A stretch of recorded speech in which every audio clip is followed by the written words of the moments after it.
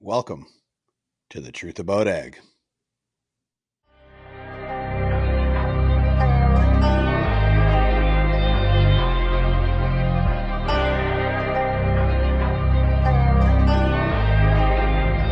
Welcome to the Truth About Ag podcast, distributed under the Real Agriculture Media Network and powered by the Hebert Group of Companies.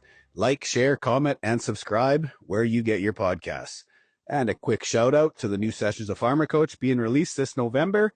There is limited capacity, so please reach out as soon as possible. And for those that are on the fence, join us for the coming webinar if you want a little more information regarding all three of the courses available. So today, I'd like to say we don't have a guest, which we really don't, but I'm gonna let Todd. I'm gonna let you give a little bit of your intro and our newest member of Hebert Group, aka Maverick Ag, Mr. Todd Andries. So take it away. Awesome, thanks, Evan. How far back do you want me to go here? Give us the roundup. Yeah. Well, first of all, thanks for the opportunity to join Maverick Ag. Technically, I think day one is July, but we've been plugging away at a few things, so that's been good. So I'm joining you guys after 25 years in the financial services industry. Spent time in I call it Northern Alberta, which is people out there would argue that because it was just north of Edmonton for the most part, St. Paul, Bonnyville, and most of my time out in Barhead.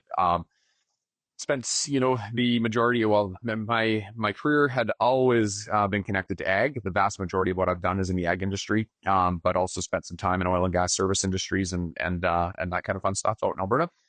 10 years ago, had an opportunity to what I call come back home. I never meant to spend that much time in Alberta, but time flies. So 10 years ago, I had a chance to come back, work for Connexus Credit Union. Latest role was VP of Business Banking there. And then also, I guess in addition to that, as you guys know, I've always been a farmer at heart, spending, seeding and harvest at the family farm, and had a chance to get more involved there with renting and buying some of my own land. So that's been another part of what I've done over the last few years as well. So that's the really quick version. How many acres is the farm? Because I just want to drill this home to everybody listening that we are not all consolidated farms on this podcast right now. Yeah. The farm is 2,600 acres, and I was bugging Evan when we hired me to say that you guys are just hiring me to save some face on the large farm conversation. Well, so now you're taking that away from us too. So, okay. Yeah. And then we also run, I was just going to say, we also run about 100 head of heifers. We buy high quality heifers, breed, sell as breads in the fall. Dad used to run a cow-calf operation. I don't have any desire to calve cows. Plus, I don't live at the farm. So that's why we just grass them essentially. Gotcha. Actually, I actually saw that Kevin Hirsch had an article. I can't remember. I was reading a bunch of the magazines last night before bed, and he had an article on relevant farm size. And the part I really liked was that he converted it to revenue, right? The first two paragraphs for saying acres and head don't matter, 100%. No, he kind of said that 250,000 of gross revenue isn't a farm. 500 might be, but, and I think really revenue is one thing. What we're really trying to say is net profit. And nobody really wants to post that number anywhere, right? So it's what dollars of revenue does it take to have a net profit? And the other thing too is, never have we said if you have a farm or don't have a farm. We've said, do you have a business? Do you have a job? Do you have a hobby? I've already got a wound up. This is good. Well, then I'm going to push it even further. How about them Panthers? Yeah. It's funny when you learn how to bend the rules and put people on LTIR and cups. I'm going back to they had a better process, more team buy-in, better coaching. I'm going to take this and I'm going to spin it as they were a better team all around. Well, there's no question that Barkov and Ekblad deserve way more credit than anybody gives them, because you can't hold those two. Not only hold McDavid and Draisaitl to virtually no goals. What were they, like -7, right? And Barkov was playing with half a hand. And don't get me wrong, all the guys that score are important too, but that what Barkov did in the playoffs from a defensive role and still put up some points and what was he, 60% on the draws? Yeah. Like that mixture of him and that first pair of D it's next level. And I mean, you noticed that right when they made the trade of Huberdeau to Calgary, and everyone thought Barkov would fall apart because they thought Huberdeau was the player, right? No, Barkov's the one setting everything up, right? It's fun to watch. Yeah, for me, I just saw a system that they never went away from. They played it from the first series to the last series, and they just dragged teams down. And I think Edmonton tried to play their system for a couple games, and it failed. And then by that time, the series was already too far.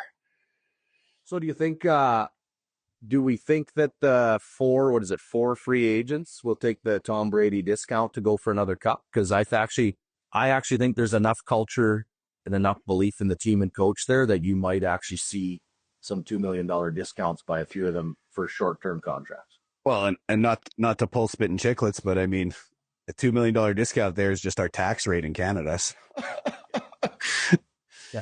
But if you look at the Brady years, right, they said that Brady was never the highest paid quarterback in New England, right? But they said he actually put into his contract negotiations that the money they didn't spend on him had to go into the O-line. Well, I mean, if you're Marchand and who is it? Marchand, Bennett, Ekblad. Well, there's 4 or 5 of them. I mean, if you have a beer before you tell your agents to go and say, here's what I'd sign for if they don't re-sign everybody, and here's what I'd re-sign for if all 4 of us re-sign. Like, I don't know. And when you've already made millions, winning's pretty fun. No. All right. I'm going to shift us now to equipment. So, Ritchie Brothers sale. I was sitting in Strat, Coach, so I need you fill me in, Heaves. I know you were playing online a bit. Yeah, so there was some interesting things and some non-interesting things. Like the non-interesting, Annette Farms had some real new gear in there, like call it 20 to 400 hours that, the X9000s and the 710 quad probably went, I'm guessing, plus or minus a sandwich from what he would have to pay on his mud. So cheap on the lot, but probably worked out well for them, I'm assuming. The sprayers, they had some real low hour 616Rs. They were probably $100,000 under market, I'm guessing, on a mud deal, let alone a deal. Yep. Where it got real interesting is like some yellow, Series 9 combines. I mean, I don't pay super close attention to the yellow market, but I'm thinking at best 70 cents on the dollar to what's sitting on the lot. I told you we bought a 3,000 hour 9570 that I thought was $150,000, kind of under lot. But once again, like some stuff still brought market, but a lot of stuff was starting to show a 20, 30 point discount. So, I mean, we've been saying that cash, or at least we think cash, is the worst we've seen it since about 2011, 12. Obviously, that was the Frost and the Astra Yellow years. And I said before we jumped on, right, that I kind of feel the used equipment market reminds me of, the Ontario or the city housing market right now. There's a lot of stuff being listed and not so much being bought, which usually leads you to the fact that things in general are overpriced at the market level. And sometimes the sales start showing you where things are really falling out. So yeah, I think it's going to be super interesting to watch the big sales the next 9 to 15 months. So are we seeing a color split? Like, are we seeing some market share of deer? Actually, guys who love green are going to overpay compared to, like, if you're saying yellow dropped, right? Yeah, my personal opinion is that 1 or 2 of the yellow dealers decided to maybe put quite a bit of stuff in this sale, and the deer dealers haven't yet. There wasn't an abundance of deer stuff in this sale. So I think that'll be the real thing for deer is when Pattison or Brandt or Service, I guess that's Brandt now, Brothers, for Edzar Manitoba says, we're, and if I don't know exactly what all the rules are, but they used to be about, at 6 months, the dealers started paying interest on their inventory. At 12 months, they started paying like interest and kind of carrying costs or penalties. So once stuff starts sitting on the lot for over 6 months is when dealers start thinking that they might have to move some inventory. So the big thing to be able to see is kind of probably in those fall auctions, right? All this stuff that just got traded on muds, on specifically deer dealerships, but all dealerships. A lot of that equipment came in Jan, Feb, March, which puts it in that Sept-October kind of time frame where you think they'll start doing it. So that'll be the interesting part. So we're probably going to start seeing this shift a bit, is what we're saying. I don't know, Todd, what do you think? I mean, I've been saying the used market, I've been super worried about the used market for probably 12 months, 15 months. And I just didn't know, like I said, the used equipment market's kind of turned into the used housing market. We try to pretend it's where it isn't for too long. Yeah, I agree. And one thing that I was watching at a couple of the sales was some 5,000 bushel bins. And, they were 70 cents on identical bins, 70 cents in a dollar from what bins sold for in the fall. Yeah. And so I agree. And, to your question, Evan, one thing that I was kind of paying attention to on the threads on Twitter is just, what people's reactions were. And there wasn't many people saying I might look to step out and pay more on deer, although you're not going to jump out and say that in there. But lots of people talking about seriously looking at yellow, whether they do or not. But there was a lot of conversation around that, just given the price differential almost. Well, and we've always talked about, efficiencies going from 790s to X9s or whatever heaps. Are we ever going to see guys go backwards if the deal is that good? So fundamentally and logically, I should be able to answer yes to that question, right? My issue is that in general, our industry is not great with people. And the way you go backwards in equipment size is to have more people, not less. So to have a farmer say, hey, I'm going to run 10 690s instead of 6 X9s or whatever that mixture is, right? That means they need that many more people. That's the hard part. And it would be the hard part for us, but it's the hard part for anybody that wants to do that. Now, but my big thing is that I think there's some pretty unique chances right now that, if we were to expand, that we're buying used equipment.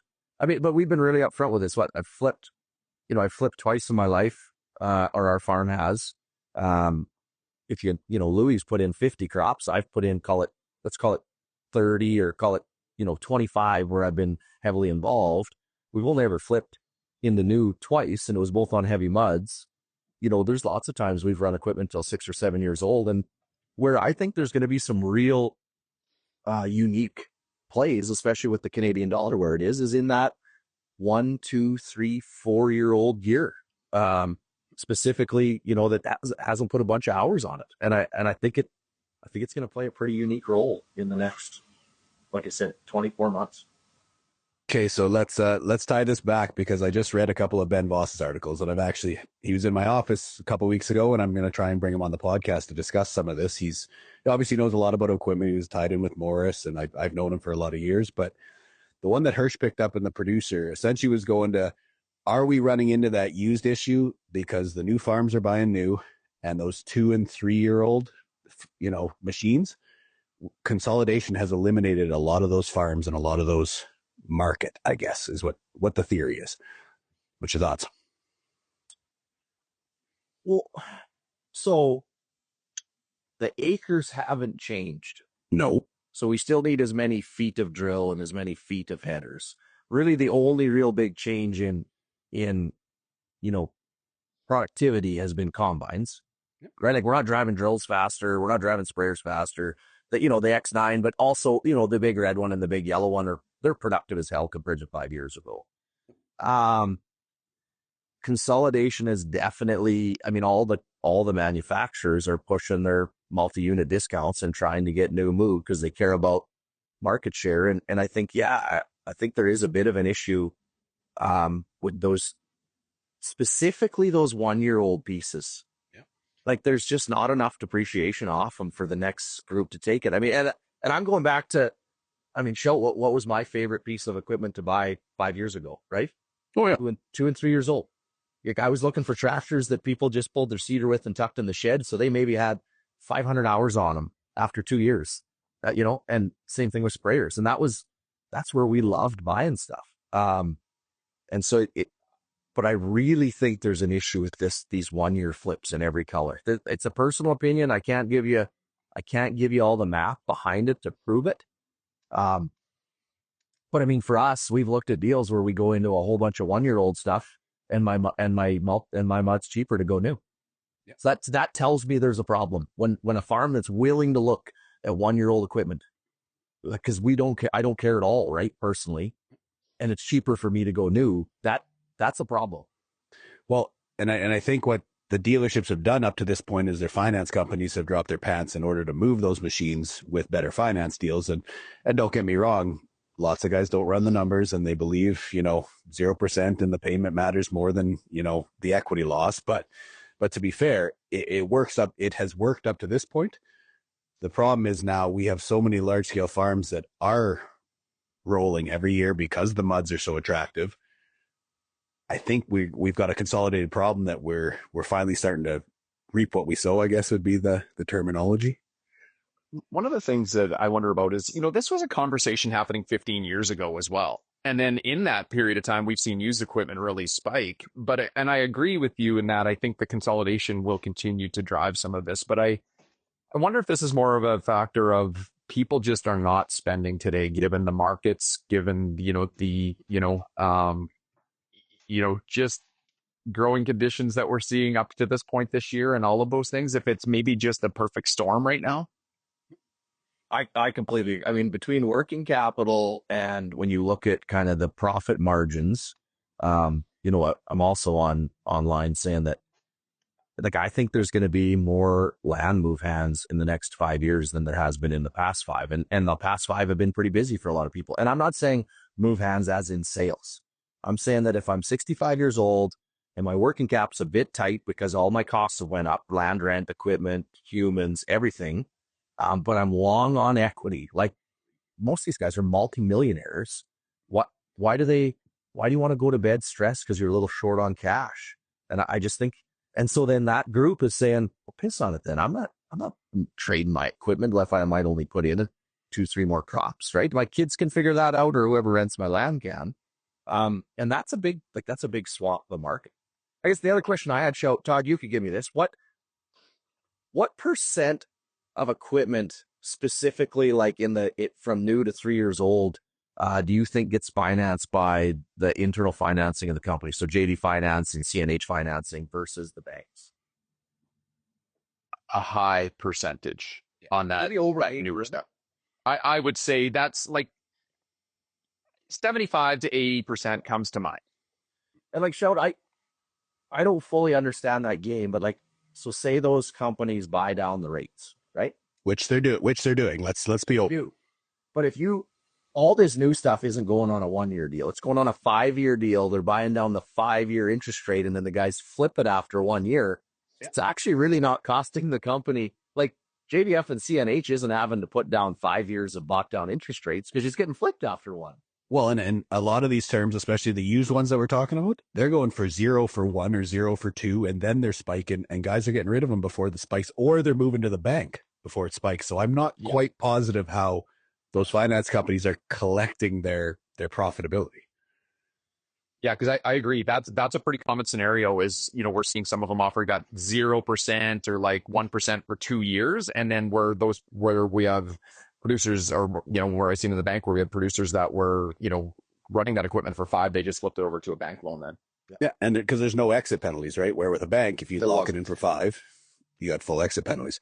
Yeah. So I think one of the unique things, we'll work on in the intern for guys is like probably some equipment strategies, right? Because it's also, if you're going to just start buying stuff from auctions, you still have to do something with all the stuff you have. And if you're not expanding, and so I think that'll be, an interesting whiteboard session, and probably some discussions we'll have with farmer coaches is having, a 1-page kind of equipment strategy paper that I think could be pretty valuable.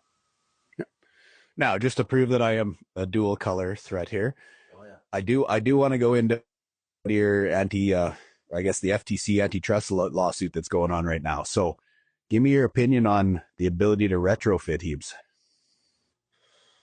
On equipment. On equipment, you mean? Yeah, so retrofit, repair costs, that's what the antitrust is coming out at right now. Yeah, so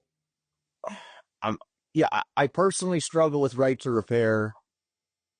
One, partly because on the new stuff, right, it's so techy that, okay, I can't fix half of it. But I guess the conversations, I always try to pivot these conversations to be like, I don't believe anybody's just a pure bad guy, right? So how can we make the repair and everything better? Because I don't believe part of this discussion with all the manufacturers isn't just our right to repair the equipment. It's sometimes when we phone to get someone to come fix it, it takes 2 days, and it's the middle of seeding and harvest. It's a human problem, not just a repair problem. Let's pause the truth about ag to go into financial acumen. We are facing high cost of production, volatile markets. Come work with Maverick Ag. Why would you come work with Maverick Ag, Gibbs? I'm a big believer in doing what you're good at. And so if you don't want to spend time in the details specifically of your financial management and financial acumen, then you're better off to partner with somebody. Run your farm, grow your crop, raise your animals, whatever your specialty is, and have a high level knowledge of the financial side. But let somebody work with you to get into the details and let you know when debt service is getting close to offside, what your cash flow is doing, and what months you're going to be tight, so that you can run the farm the way you want to be, as perfect as possible. Do you want someone to help you deal with the banking regime or look at your next equipment deal? Reach out to Maverick Ag. That's maverickag.com. They have labor issues that are almost worse than ours, to be fair. That's what I mean. So I think that's part of the issue. So how do we get to a point where, we can share mechanics, or we can have licensing agreements on their service advisor programs so that we can plug it in and know, I don't know. I think you're dreaming. I'll probably get a call from Gear here in the next slide, but I mean, business is just being done different, with some operations specifically, and we got to find a way to deal with it. And the issue is if we seeded 360 days a year, then it's not as big a deal. But farms are trying to farms got to put crops in 3 weeks, and you don't have time to be down for 2 days waiting on a part or a mechanic. You just don't. Well, and to be fair, and I didn't think about this till honestly 5 seconds ago. When you talk about retrofit, I mean, 10 years ago, you couldn't put a deer bubble on another color of equipment. Now, that's all I see is deer bubbles on red tractors, and all of my claws guys have JD Ops. I mean, so I have a bit of a pushback is that they are retrofitting. Don't get me wrong, they're making a fortune off the GPS and off the tech and data side, but it's a retrofit, isn't it? Yeah, like I said, it's definitely something all the manufacturers are going to have to work through. But I caution that I think it's 50% a human resource problem and 50% a right to repair problem, right? Is that a lot of the farms aren't doing it just because they feel like you're being controlled. They're saying like, we can't wait. And a lot of farms are either the farmer himself is super mechanical, or they have a mechanic, and they're just saying like, if we just knew what we need, like if we just diagnose what we need to fix, we probably have the skill set to do a lot of it, right? So I think that's the big thing that we got to get through kind of everybody's head, is a little collaboration here probably goes a long ways for everybody. Now, do you believe that skill set's going away? Because I would argue that today's generation versus 20 years ago, they're not sitting under combines repairing teeth and doing everything else. I don't see it. Yeah, but I think they value that skill set, and in general work towards, if they're not mechanical, having one. Right? So can every farm kid, change tires, change bearings, change rollers in the swather? No. Maybe not. No. Yeah. Show you can't. So I guess I'm on a desktop. Remember, I'm desk farmer. So desk farmer. Yeah. But it's not that that group still understands how important it is, and I think would move towards hiring someone very mechanical. Right. Any closing thoughts, Todd, before we move to the next one? Yeah, I do tend to agree with you on that, Evan, that I think, it seems like there's a bit of a skill that's going away there, but I also think that the necessity drives the fact that they need to have some level of mechanical skills or someone on their team to make sure they can stay running during those critical times. Well, and I would say the survey backs us up, Heebs. I mean, trade was one of the courses guys wanted, because they're not the ones fixing anymore, right? They need their employees and they need the next gen to actually have some trades with them. Well, I mean, thinking out loud, I actually haven't even thought of this, but like, why can't I sponsor? So I got a young kid, straight out of grade 12, working for us through grade 11 and 12, wants to be a mechanic. Awesome. Why can't I put him through the John Deere mechanic school for my farm, so that he does have, and because I have a heavy duty mechanic too, this kid's mentoring underneath him, then I would have a trained John Deere mechanic on our farm, that probably could do 80% of the stuff if we had a farm. And I might actually phone Deere and try and push this through somehow. But I think there's a lot of cases too where it's not that farms aren't willing to invest a little bit. Like, I paid to put the kid through. Yeah. So I think I think there's some ideas we could try and push. Well, and go ahead, Todd. Sorry, I was just going to say, it's a fascinating topic around, farm and farm management too, because one of the things that I think about is, there's this rite of passage or like, I use pride in being able to maybe tear down a combine or tear down a tractor if you're the farm owner or you're the farmer.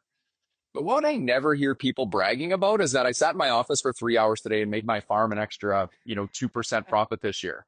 But Bill, Good. so I think that, it's fascinating that that's where, and I think, Evan, you talked about it around like there's less and less happening. And maybe that's a sign that people are focusing on maybe the more value added activities. And don't get me wrong, I understand, a mechanic costs a lot of money to bring it to bring your combine tractor somewhere, but where can you make that up? But it's just, I always find that fascinating that that's where they find, the highest amount of value spending their time and bragging about those things.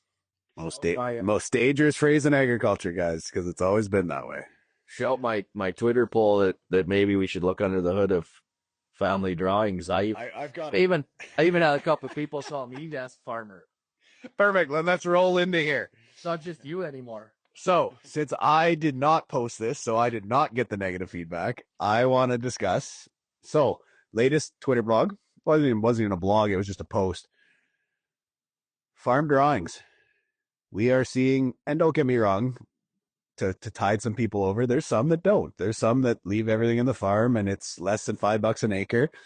But I would argue the average is getting closer to 30, and I've seen over 50. And the kicker is what people would like to think is that, as you get bigger and have employees, that the total labor on those big farms is just so much more because even though the personal labor is down. No, that's not what we're saying.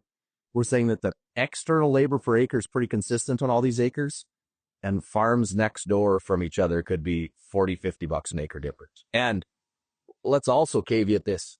This was not a new idea by us, Shout. So David Cole is a professor out of Virginia Tech. Yep. He's 85 years old or 80 years old, and he presents all over the world. And he has been screaming about personal drawings for 25 years in that, and being an accountant, right? You'd have a 5,000 acre farm, makes math easy. They'd come in and say, yeah, we only took $20 an acre, $100,000, right? Which family of four, if you live on a family of four on 100 grand, You're doing well. you're great in Canada, right? But then you paid cash for a camper and paid cash for a boat, paid cash for 2 skidoos, paid cash for the trip to Hawaii. Like, all your utilities are run through the farm. All of a sudden it's $250,000. I'm not very good at math, but I think 50 times 5,000 is 250. And you want to, I'm also not saying that you can't have the camper and you can't have the boat, but be like typical people and put the camper on a loan.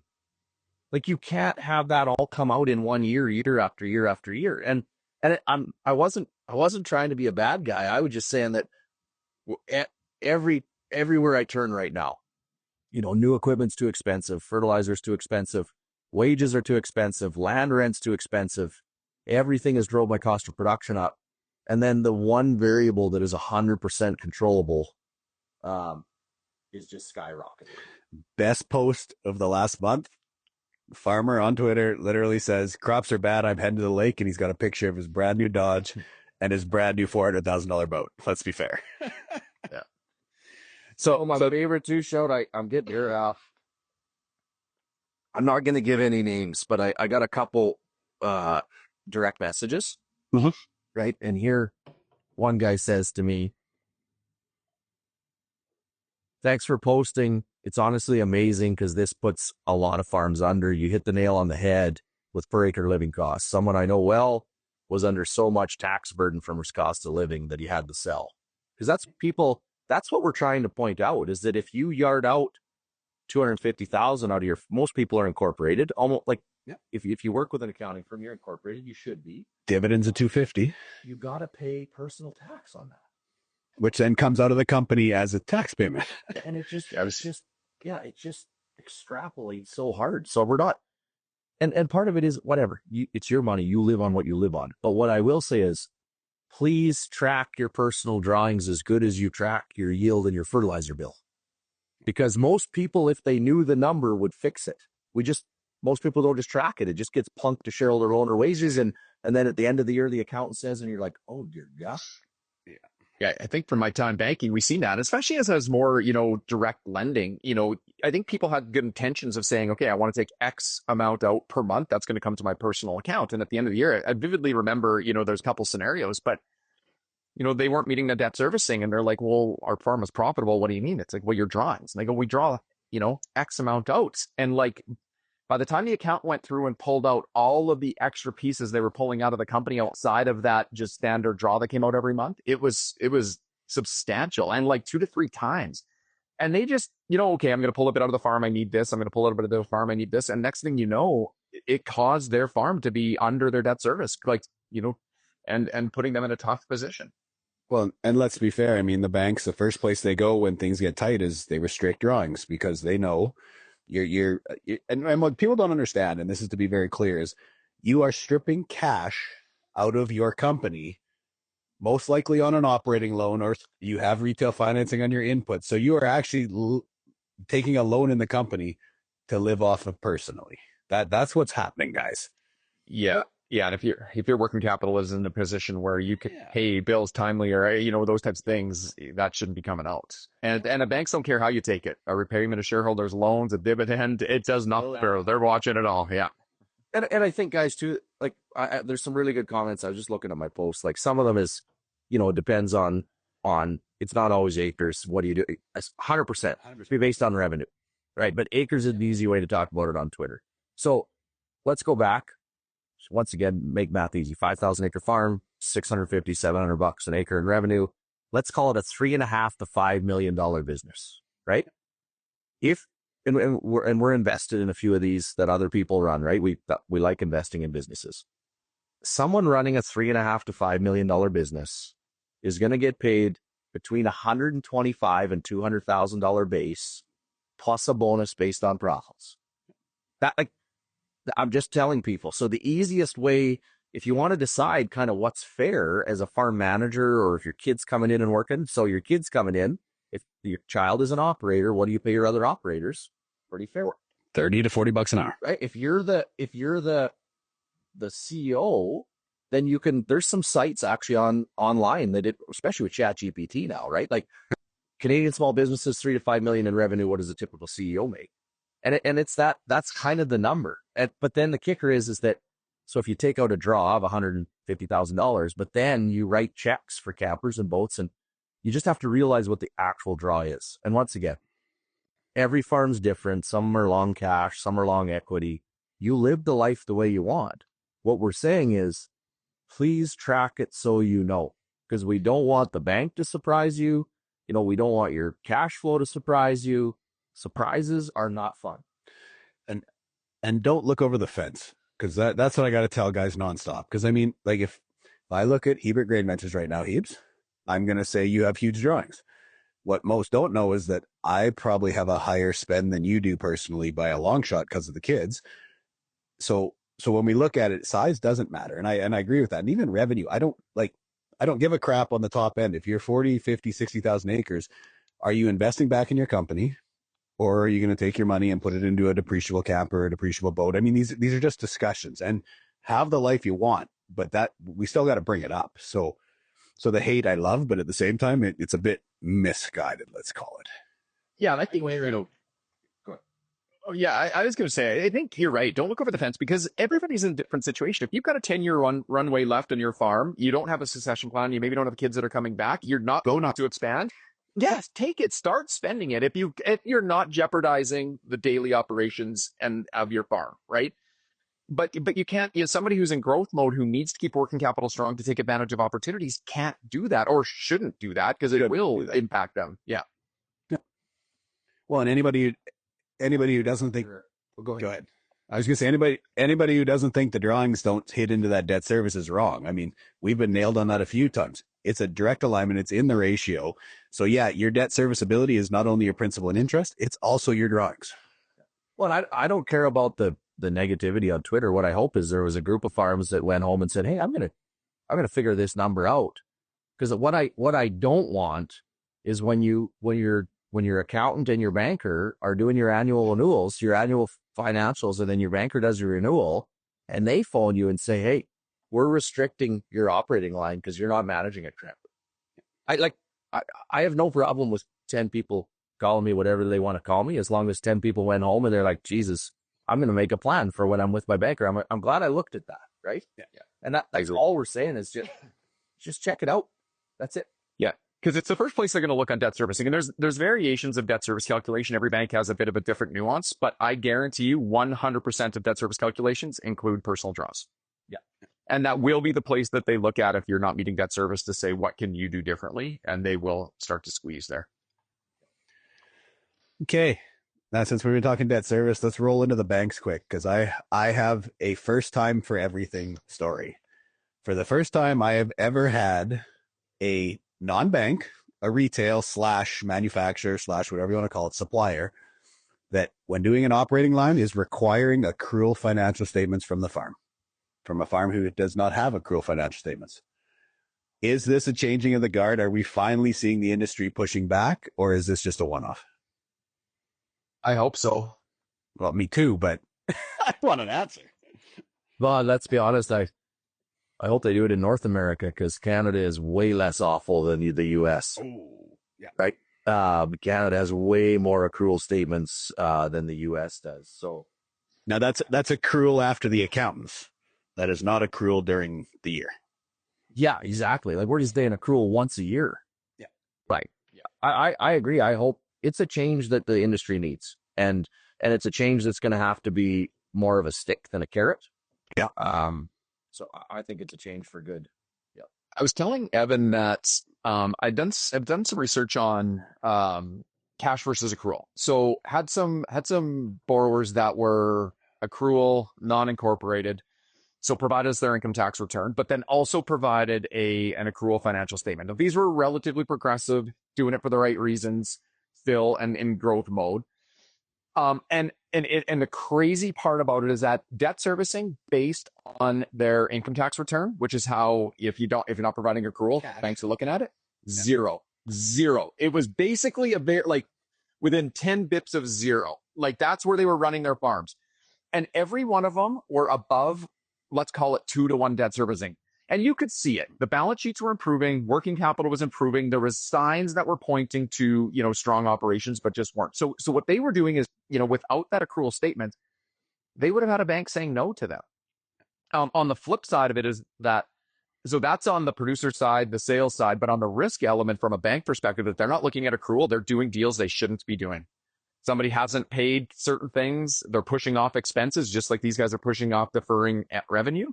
And banks, by not taking those, could be putting more risk on their books while thinking they're lending to somebody who has a debt servicing that meets their criteria. Well, and to be fair, we've had guys come in and they knew they were tight on cash, because they follow cash, they know the banks. But by the time we'd gone through their statements and turned them into accrual and done all the analysis, they also didn't have a debt service. So it was to the point where I'm charging you now, but honestly, I can't fix you, because no bank's going to restructure, no bank's going to give you cash. You literally got to grow yourself out of this. And that is a very scary thought in a province that, let's be fair, half the province still does not look that stellar. Going to pull you away from the podcast here to go into Farmer Coach. We have opened up the registration for November. Brand new courses, the executive, the foundations. Heebs, why would you come to Farmer Coach? Yeah, I think 2 quick points. The first one is just a baseline knowledge around farm management, right? From accrual statements and debt service ratios to human resource policies that we've seen work on operations and businesses kind of around the world. And secondly is just knowledgeable peers. It's not just what you learn, from the coach and being in the program. It's what you learn discussing with 10, 15, 20, 25 other operations and what's worked and not worked on their operations. And I think those 2 pieces are pretty invaluable. With more than 90 producers having gone through the course, you have an online platform. It is probably one of your largest peer groups you can be a part of. So sign up, go to farmercoach.ca, and we'll see you in November. Well, that was my biggest learning on cash to accrual show was 04. I was still at MNP. So 04 frost on August 20th, the night of the 19th, right?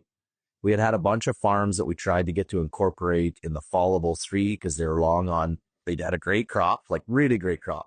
They got everything pre-bought for 04 for tax reasons. They're deferring everything into 04 because of that. So it's like, we need to roll you into a company, right? You're making too many decisions on cash. You're running pure cash statements. They don't incorporate. They phone us in the fall of 04 because they don't grow crop. They've already bought all the inputs and they've deferred $2 million in. So they're in the worst year of their life because of the 04 cross. They're about to have the biggest tax bill in history. And I got chewed so many times. And it's like, I have emails and phone calls and text messages documenting that cash is not giving us the story. Because the other part of cash to accrual, and it pisses me off on accrual statements, but the future income tax line is actually a line you need to pay attention to I think most farmers want to have a future income tax line. It means you've been making a lot of money, right? But it's a line you need to pay attention to because on a year where things are tight, because of a frost or a drought, you can really put yourself in a bad situation the next March in a tax situation, right? Because you're thinking, I'm not going to pay any tax. I just had a bad crop. No, but everything you deferred into the year is causing the tax position, right? Yeah, the bad years are actually when tax rears its head, to be fair, because even if you don't have good cash, then you go to pre-buy and you don't have the cash to pre-buy and all the deferreds coming in nailed you. I've seen it a million times. It's a perfect storm. So I've told you guys this idea. Like I fully believe this is what AgriInvest should be used for, right? Is that I think the fact that we matched $10,000 for farmers is a joke, turned as a joke, is a subsidy. But I don't think we should get rid of AgriInvest. I think we should get rid of the matching. And I think when farmers put money in their AgriInvest account, it should be a taxable write-off, and it's a T-bill return in the bank, 3 to 5%. And when they take it out, it's income, right? So I think number one, I get nervous of retails and cattle guys going under, and at the size of the money that farms are putting in there to pre-buy now. Number two, it gives the governments a real read on where the industry is. I mean, if there's billions of dollars in AgriInvest, it means we're in a pretty good spot. If it's zero, we're tight. Three is it's one spot for farms to know, like, here's how much money I'm pushing forward. And it's an easy calculation kind of on future tax, or a big chunk of future tax, right? And then four, I mean, I'm pretty sure, Todd, that'd be pretty good for the reserves in banks. Yeah, absolutely it would. Yeah. And let's get it out of trust accounts. Like the 1% is why everybody just pulls it and they put it in their operating line and they're like, you know what? I'll use it later. Well, no, it just went into operations, where the good farms are actually pulling it out and putting it into a GIC to be used what it's supposed to be used for, which is to top up your agri-stability. Like it is literally supposed to get that 30 or 20, whatever number that it's going to be for agri-stability. It's the top up. So when guys say agri-stability doesn't cover me, it's not high enough. Yeah, well, AgriInvest was put there to be that top up. You guys just spent it. Yeah. Well, it was the number one reason that AgriInvest limits got cut is back in the days of ESOP, people weren't even doing it. It was free money. They weren't doing it. And then on top of that, they'd leave some people would leave it in that account at 1% and they'd have a bad year and want an agri recovery payment and they'd be sitting on $250,000 in their ESA account. It's like, that's what it was made for. That's what it's for. Yeah. Okay, let's pull this high level for a second. So I saw 2 Stratcoats yesterday, sat with a couple. First time, 4 Saskatchewan agriculture producers / industry people in the room. So I knew them all. So finally we're starting to get a little bit of the entrepreneurial side. Now, don't get me wrong. They're the same ones. You could name them off. Probably Hebes, you know who they are. Yeah. But on the strategic coast side, we talked about fear. And it was an interesting conversation because it's not a business conversation, but it is. So they talked more about how fear and stress affect our decision-making when it comes to expansion or growth and Hebes, this will be terminology. You know, Todd, this is new for you, but they call it the 4 C's. Commitment, courage, capability, confidence. So Hebes, give me your roundabout. I mean, you've taken on expansions that I would lose sleep on. I'll be the first one to tell you that. I'm more risk adverse than you are by a long shot. And we're doing stuff in Maverick, obviously, with Todd and everybody else coming on that are pretty big items that I am losing some sleep on. How do you control fear and stress? Because I know you got to have it, whether you tell me you do or not. But what's the theory when you do it? How do you make those decisions? Yeah, well, I mean, I'll explain what my doctor says first, right? You're right in that I say I don't have it. Good answer. And that I don't personally feel it. My wife and I talk about this lots. I mean, we got friends with anxiety, I don't care who it is. All kids have some level of anxiety as they go through the world. And like, Like I'm the worst human on earth to deal with help with somebody with anxiety because I don't understand it.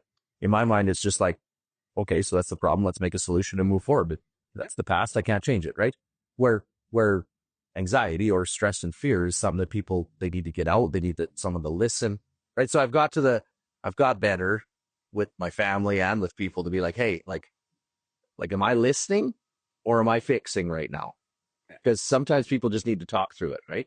But then if I go to my doctor, he'd tell you that my blood pressure tells me that my brain doesn't feel stress, But your body does. that my body does, which was a bit of an awakening for me at about 40, right? Kind of went in one day for my A1 physical, and my blood pressure was to the point that he told me everyone else would be in the ER thinking they were having a heart attack, and I just thought it was a normal day. I didn't even notice it was there. So I would agree with you. Everybody feels That's fair. and does your brain recognize it or not? For me, I mean, you've known me for a long time. Like my number one thing to not have fear and stress is to be pretty clear in my head of where I want it to be in 5 years and my confidence level that we can get there. And then that gets me over. I think a lot of fear and stress is over the steps. People spend so much time looking at the steps on how they want to get to where they're going that they get themselves scared into a tizzy, right? Where I'm like, no. I know we can get there. I'm comfortable we can get there. That lets me make the decision, right? Then you start breaking it into steps, and there's going to be peaks and valleys and everything. But my number one thing is to be super clear in my head of what it's going to look like in 5 years. And that I think that I personally believe the team can get there. Then you know me. It's like, yeah, let's get after it, right? But if I can't get clear there, that's when I drag my feet. Yeah, so they can get to the commitment, they lose it at the courage, so they never actually get to the capability and confidence part is essentially what we're saying.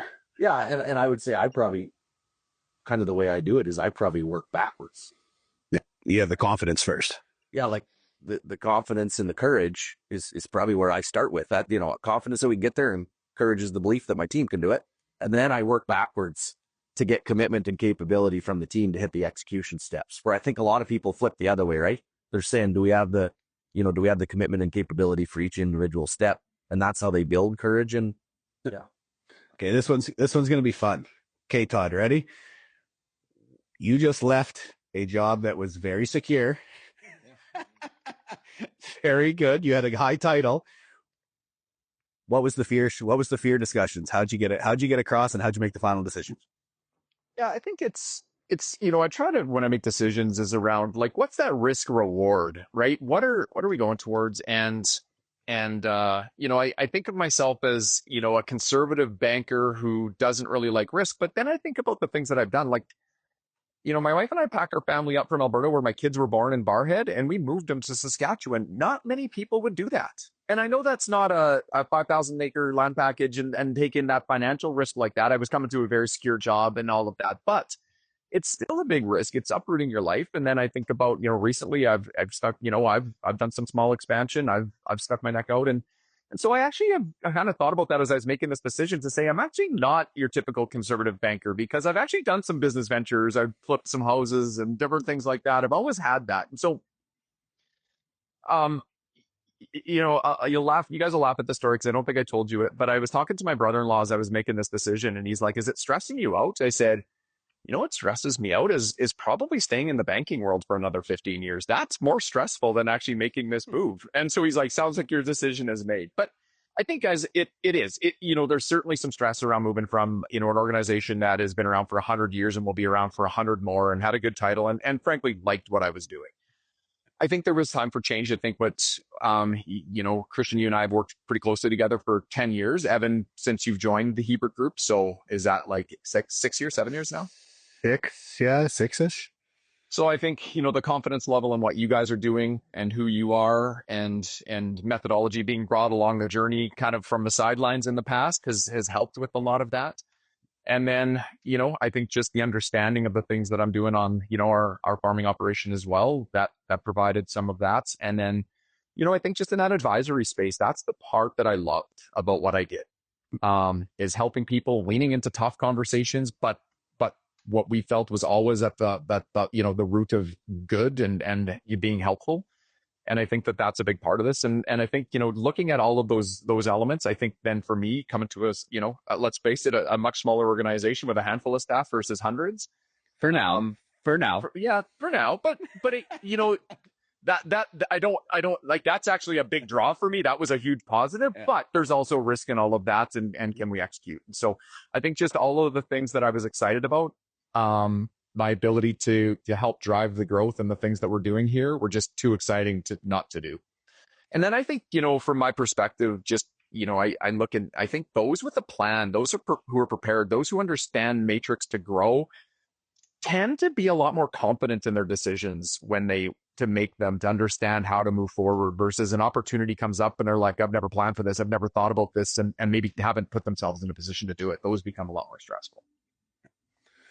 Well, and I think I laughed because my answer to this yesterday was that honestly, fear almost motivates me. I like change. I'm huge on conflict. I enjoy it, even though it doesn't seem like it all the time, but it actually makes me more excited for my job when there is a little bit of fear. If I was complacent and there was no fear, I would lose the motivation to keep pushing forward like we do. So that was the interesting concept from yesterday. So, well, I mean, they'll walk through your decision when you left. You didn't certain things happen. What do you mean, being one of probably the only M&P partners not to take the partnership papers? I'm pretty sure dumbass came across my desk a couple times, but no, it was, and that one, there's twofold, because I got asked this question yesterday too, Heebs, is I came across not as a true entrepreneur. And what I mean by that is when you start entrepreneurism, your first risk is cash flow, right? You got to get cash flow so that you could then build everything up and build the company. I came across, you were doing fairly well without me. I had a pretty good backstop. Let's put it that way. I knew I was going to get paid whether we found the next opportunity or not. So that made it a little bit easier for sure. The other one is Amy, and maybe not my parents as much, but Amy saw how I was at the firm. I mean, 2,500 hours, doing the same thing over and over again, running the gambit of hoping to make partner or hoping to make manager. And then once you're there, like there's no difference. Like it's a title and a little more money, let's be fair. But it wasn't interesting. It wasn't motivating. I woke up, I went to work, I came home. Where this one, I mean, based on the last 3 weeks, all the stuff we're doing and having Todd on board now, and Amy's probably never seen me as excited or motivated. Fear, don't get me wrong. But even going to Strat Coach yesterday, I was having conversations that I couldn't have before of, oh yeah, we're building a company now. I brought on Todd as the COO, and we're actually, I'm sitting at a table and I'm thinking, you know what? I'm on pace with these guys, where in the past it was never that way. So yeah, I don't regret the decision. I don't ever feel like I will, even if things didn't go the way they were going today. And to be fair, that's the second biggest decision, because when I left the farm and went back to M&P, I've made some pretty significant changes in my life in a decade and a half, let's be fair. More than most probably make in a lifetime. So as I said, fear just motivates me. So so while we talked about that, once I'm kind of locked into where I think we're going and that I believe we can get there, that's my decision's already made, right? Yep. What was there a conversation with you and my old man in there before you made the decision? Oh yeah, I've told this one before on the podcast. I mean, when I decided I was leaving the firm to come to Hebert, like your dad was more worried for me than you were. You, and don't get me wrong, Heaps. I'll say this as transparent as possible. You are a very good visionary, but sometimes you sell a story, right? And that's your job. So I was hook, line, and sinker on the story. I think your dad was a really good backstop for the fact that he actually came and he said, okay, this is a big step for you, and you've got a family and you've got this, and I trust my son, but at the same time, he is also a visionary. So it was nice. It was like yin and yang. And I mean, and I haven't looked back. And I mean, the funny part was that I almost sent it an email to you guys the other day, was when I started my first year, I sent Christian a poster, and I assume it's still on his wall. I haven't seen it, and anybody who's really old like me, anybody ever watched the Pinky and the Brain comics when they were young? What are you going to do tonight, Pinky? Well, or Brain, we're going to take over the world. And that one hasn't really left since I started. So yeah, I mean, it was nice to have your dad as a backstop. And I think Jeff had the same story when he was on here, is like, it took a moment with Louis to get there. But to be fair, and maybe Louis doesn't realize it, that's what he does best. That was his position, was He's the realist. He's still motivated. And I think he still loves doing what he's doing, but he's the one that actually got us across the line, probably just as fast as you did.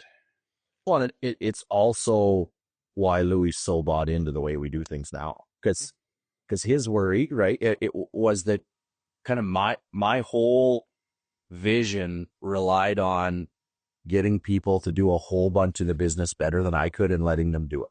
And that was not typical in agriculture, specifically when Louis was running the farm. And he would say, he wasn't the best with people, partially because he was just so busy, right? And so that, that part, it was hard to believe. And now it's why he's so bought in, because we have a great team, and he realizes how much he can get done when he takes a crew of 3 people and 6 people. But it was different, right? Oh yeah. Okay. I had a little bit on policy, but you know what? It's kind of refreshing not to talk about policy for one. Let's push that for a later date. So I got a softball shout. I got a softball we got to talk about. Okay, let's do a finishing question here. We're at 53 minutes here, so fire away. Todd, it would be wrong if you and I didn't discuss. So if I remember correctly, I read last night that the merger vote of the 3 credit unions went through as a positive, right? Give me I have my 2 cents too, but give me your 2 cents on why you think that's good for the Saskatchewan customer, the 3 of them merging. Yeah. So, I mean, I can, probably give a bit of the, the inside scoop a little bit. Having come from one of those, I think the ability to invest in technology is going to be huge. I mean, even I think Connexus is 10 billion. The other 2 are about 2.5 billion each, making about a $15 billion, give or take. Even at 10 billion, it's hard to invest the way you need to invest in technology and making sure that you're able to serve the needs of their members into the future. So that was the one element that I think was beneficial. I think scope and scale around regulatory environment is going to be big. It should give them ability to maneuver a little bit differently with higher capital position. And then I think, probably a revamp of policies, taking the best out of all their policies and actually getting some packages that are a little bit more competitive. I think that's going to be another big win. I think that this is probably, a little bit, some people view the provincial organization as a positive. So if you have multiple locations and staff in different areas, that's going to be huge. I don't know that benefits everybody, but certainly doesn't hurt anyone really. Yeah, I go straight to tech too. One is to serve the customer, but then 2, I'd argue internally too. I think banks are, I hate to say this, but they're pretty similar to the government. Part of the reason they're long on staff is because there's still too much manual, and still not enough cross sharing. And I think, I just have too many stories of good buddies who are big in business. And I mean, if you're big in business, you don't pay yourself much personally. And the banking industry runs off line 150 on your T4. And I mean, I was there like 10 years ago. I couldn't buy a truck. I could make $1 million in my business, but I only paid myself $25,000. So I was bad. And those 2 groups of the bank, and I've had this conversation with hundreds of different banks. They can't talk to each other because the tech isn't moving it all around. So I think internal tech is huge. I'll go specifically to agriculture. I truly believe that through good times and bad, credit unions and FCC, even though they'll borrow a bunch from them, right, are the 2 groups that are and will continue to always be there for agriculture. Whether I agree the deals are good or not is my own opinion, but they're there. Where the big 5, when agriculture's sexy, they're in hard, but we're starting to see them pull back hard already. And I'm not saying they're wrong because of debt service, but they don't go to innovative ways to stay in. They just go, we're going to go back to our lending rules and just back off and be tougher. So I think that the strength of the credit unions and FCC is good for the industry. Sorry, Anna. No, I was just going to add that the 2 things for me is, yes, Hebe, you're 100% correct. If I ever decide to buy a house or a new car, you probably got to co-sign my loan.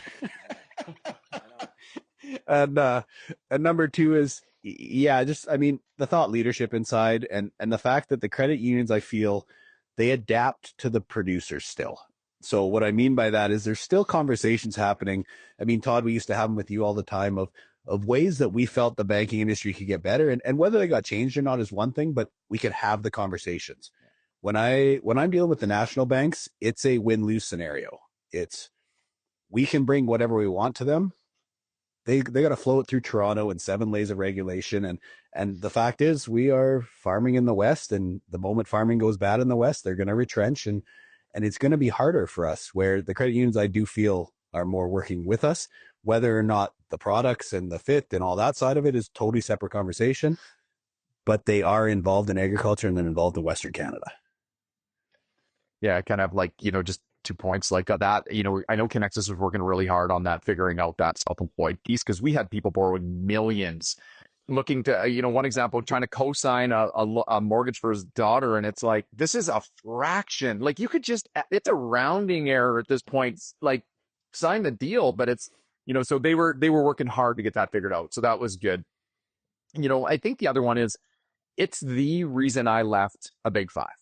I actually, when things were good there, I loved working for them. It was great. But it got to the point where, agriculture was tight. We had some people that were just, had a couple tough years. They were still extremely strong. There was these individuals were not going under. And the bank was sending them off to their, special loans units and things like that. And the nail in the coffin for me is that they didn't want to stand behind somebody like that. But they were pushing heavy sales. So one day I walked into the, this farm that I'm thinking of, I walked into the neighbors and had a conversation with them. They didn't deal with us. And they're like, we like you, but why would we ever come and deal with you when I know what you're doing to the guys across the road? And I'm like, you are 1,000% right. And probably within 3-4 months of that day, I was at a credit union in Alberta. And that farm that I was talking about followed me. Credit union loved them, and they grew and took off. Like the bank, they just couldn't see that, why this was still a good operation. And now people know why, between you and Kelly, and not to age the shit out of you, I have 50 years of banking background within Maverick right now. I think I called it out myself at the beginning, saying I had 25 years. So yeah, no, we're good. The light looks like it's hiding the gray here. That's good. I think, Shelt, though, that the neat part through Todd's stories and through ours is that, if you listen to the podcast and you follow us on social, some of our social is short and sweet to purposely create conversation. So let's go to personal living expenses. Yeah. We have a pretty good sized farm. We actually don't need a consultant company, right? Like you two could come work on this side and we could grow it even faster or do whatever. However, all three of us actually only have awkward conversations because we truly love this industry. And we are willing to share our mistakes, to, share 25 years of banking experience. I don't know what you and I have in public practice, Shout. Like we're actually doing this because there's nobody that wants successful farms more than us. And I don't care if they're 1,000, 5,000 or 25,000. What I do care is that they got enough revenue to, to take their kids on a vacation once a year and have some fun and coach some baseball. Right. Like, I really do care about that. Right. But though you don't make change without an awkward conversation. It doesn't exist. Oh, and that's where most of the blogs come from too, guys. We are purposely, and let's be fair, we are purposely pushing back against the way it's always been done for a reason. Yeah. Is that we're trying to see success go forward, and with the numbers that are out there today, the farms that are out there today, the private equity, everything else that comes along with consolidation and growth. If you want to sit back and put your head in the sand, that's one thing. We're not willing to do that. So I think that's probably the. Yeah, it's interesting to me, you guys. I agree wholeheartedly. That advice component, helping people, is something I'm passionate about, and I wouldn't have come over and worked with you guys if I didn't believe that about you two. And I know that about you two. And I've had people that are good friends congratulating me with a but. Well, look at what they're, and it's like, yeah, that's okay. I don't need to appease them. I hope that they can see what we're doing at some point, because I do believe in what you've said, that we are here to help people. And I do believe that. Yeah. All right, gents, we are well over the numbers, but thank you again. So this was not having an actual guest. Todd, you're kind of one of the family now. So not having a guest, this was actually freeing for a change. I didn't have to make questions. So, all right. So remember to like, share, subscribe. I can't remember all the rest. Comment wherever you get your podcasts. And remember, that is the truth about ag. Thanks for joining us. The Truth About Ag podcast is a proud member of the Heber Group, which includes Heber Grain Ventures, Maverick Ag, and Farmer Coach. We appreciate the support. Lastly, please like, comment, share, subscribe, and ring the bell. And if you have questions for a future podcast, please leave in the comments below. Thanks for listening.